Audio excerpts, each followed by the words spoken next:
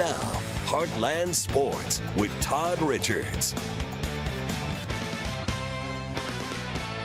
Hi again, everyone. The Scott City and Kelly football teams are only separated by about 15 miles. So, you know what? They're going to meet in our Heartland Football Friday game of the night, and it should be a really good one.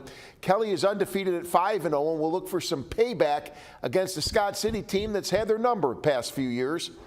The Hawks will also have a big homecoming crowd, not to mention a very talented quarterback in Skylar Still and a powerhouse running back in Reese Eftink. These guys, simply said, they're ready to lead the way. Yeah, me and him just try to lead the team because everybody just relies on us and sees how we act in the game, and they act like that, so we just try to push them up. It's good. Skylar really stepped up this year. He's definitely one of the leaders with me back there in the backfield running the offense. And how important is that for you to be a leader? It's really important. It just shows that people look up to me and just knows good that I can lead them. Kelly, sounds like they're ready for this one. How about those Scott City Rams? They came out with some firepower at today's practice, ready to roll. And hey, you know, like the Hawks, they also have a very talented backfield, Scott City does. Quarterback Mark Panagas, one of the top players in the entire Heartland, and that's at any position. Just an amazing athlete. They also have a really good running back to go with him by the name of Tyson Underwood. He's very tough, very dependable, knows how to get that ball in the end zone, and this dynamic duo knows how important their leadership is.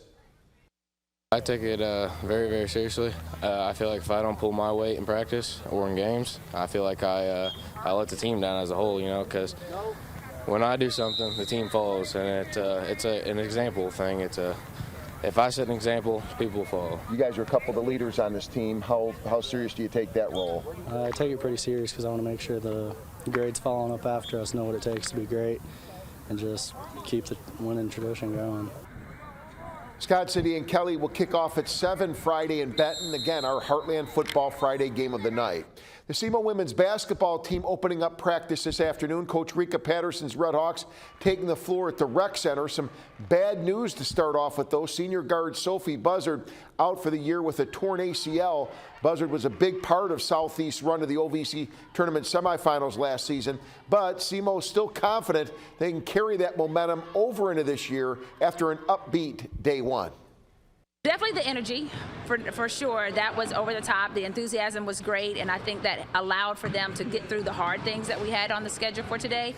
I think our freshmen did a good job of not really looking like freshmen too much. It was the first one in the practice gear and the first one that lasted this long, but I think they were ready for it, which helped. Great to see him back in action. Jess Todd will have a lot more on the SEMO women's basketball team tonight at 10. And more hoops. SEMO men's basketball releasing its schedule. Red Hawks tip off the season at Grand Canyon November 6th. They open their home opener against Evansville November 15th. SEMO opens OVC play December 29th at Southern Indiana, and tournament play in the OVC kicks off March 6th at the Ford Center in Evansville. And finally, Cardinals fall to the Brewers 3-2. I got to tell you, Jordan Walker came up just short of a 3-run homer for the final out of the game.